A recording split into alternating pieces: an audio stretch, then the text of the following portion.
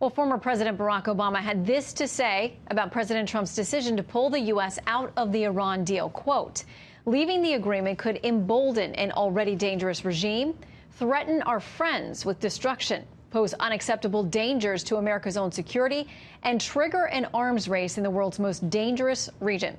Let's get reaction from Republican Congressman and veteran from Florida, Brian Mast, who is on the House Foreign Relations Committee, among other things. Good to have you with us tonight. Always good to be back. What do you make of what President Obama had to say? He laid out some specific worries that he has about withdrawing from this deal. I think they were just flat out wrong. I mean, you look at the last 8 years, the previous administration, it's like they suffered from some Chamberlain syndrome where if they could ignore or appease our enemies enough that somehow our enemies would disappear or go away.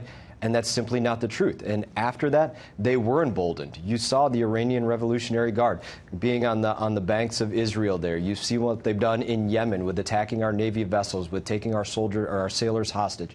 You've seen the things that have gone on since then. They've become more emboldened.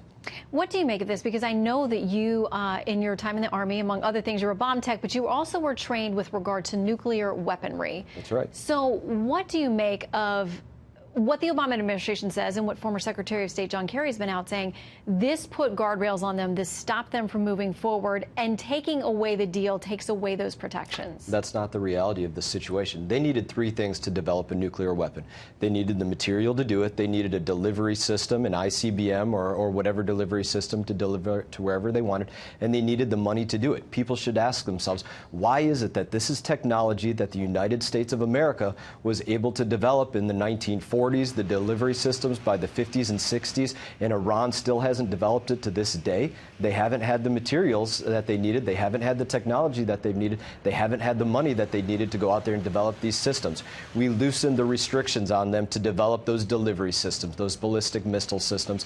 We allowed them access to the world stage in terms of being able to go out there and sell their oil on the world stage. We've allowed them to colonize the Middle East and exploit the resources throughout the region. We're giving them all the tools that they need. And now the last piece that we've given to them was all they have to do is wait out enough time, and they're going to have all the fissile material they need to go out there and put it on the end of a warhead. Well, and today, reaction from Iranian President Rouhani saying this. He's quoted as saying this on state television there, saying that he had ordered Iran's Atomic Energy Organization to prepare for unlimited uranium enrichment in the event that the government decides to withdraw from the pact. Because they say, listen, the Europeans are still part of this. We have other countries.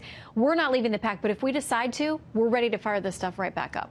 Well, that's what we've known from the very beginning. That's what all the information that Prime Minister Netanyahu put out there, that the Iranians were cheating from the very beginning. They weren't an honest broker when they were negotiating this with Kerry. They weren't upfront about what their true intentions were with the nuclear program. That's everything that was put out there in that information that President Trump was referencing. So we know they're ready to fire this program up, and they were ready to cheat on the program while they weren't letting IAEA inspectors into their facilities that were on military bases. That we know that's where they were probably going to be developing these systems.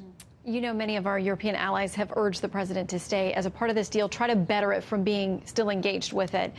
Emmanuel Macron's tweet today says France, Germany, and the UK regret the U.S. decision to leave the JCPOA, this agreement. The nuclear non-proliferation regime is at stake. What does this do for our relationship with our allies now? Look, it makes it a little bit more tenuous. I don't think that anybody should deny that, but we have to be able to come to a realization that you don't make peace with your enemies.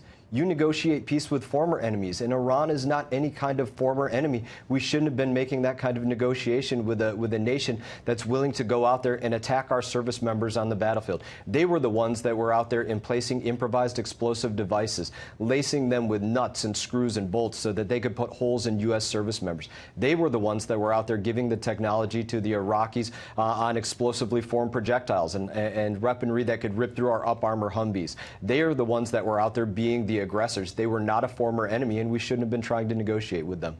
Well, you know firsthand, and we thank you for your service in the Army and now on Capitol Hill as well. Great to see you again tonight, Congressman. Good to see you, too.